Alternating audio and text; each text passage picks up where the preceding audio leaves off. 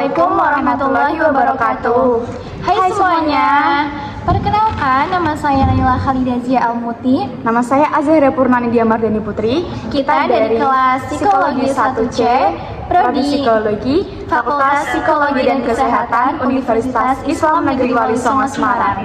Nah, di sini kita mau apa nih, Kak? Di sini kita akan menjelaskan tentang persepsi dan sensasi.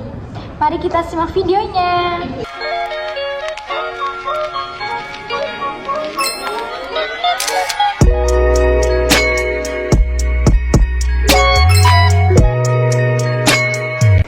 Jadi di sini saya akan menjelaskan mengenai persepsi.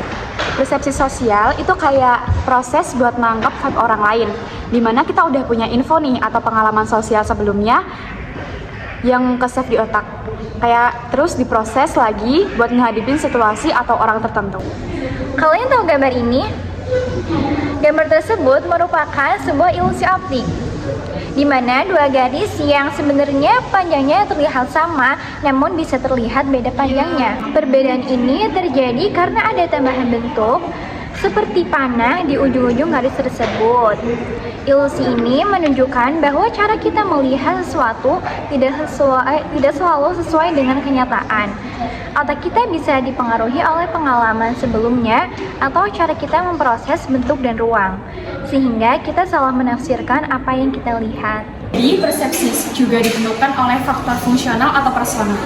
Setiap orang memiliki kebutuhan, pengalaman, usia, latar belakang, kepribadian, jenis kelamin, cara belajar, tujuan, dan pengetahuan yang berbeda-beda nih.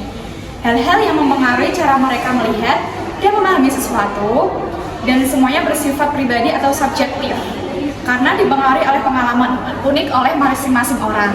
Misalnya, seseorang yang sudah tua mungkin punya cara pandang yang berbeda terhadap suatu masalah yang dibandingkan dengan orang yang lebih muda, karena pengalaman hidup mereka berbeda-beda.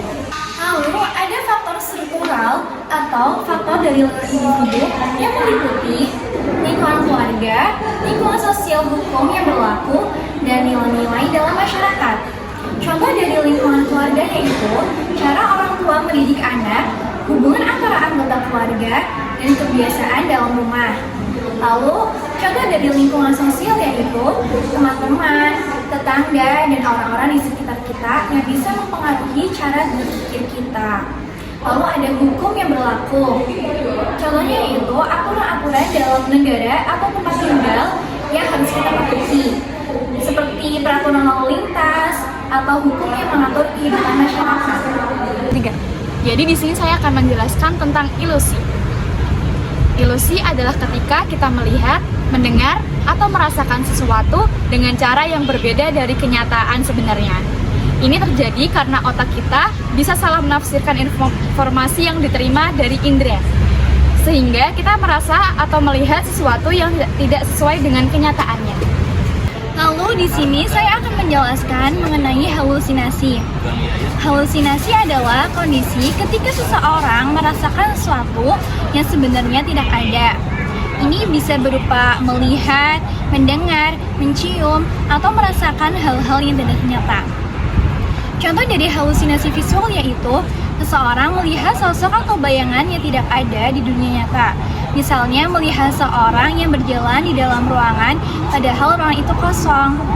Halusinasi sering terjadi pada orang yang mengalami gangguan mental seperti skizofrenia atau ketika seseorang berada di bawah pengaruh obat-obat tertentu. Sekian penjelasan mengenai materi persepsi dan sensasi dari kami. Mohon maaf jika ada salah dan terima kasih. Wassalamualaikum warahmatullahi wabarakatuh.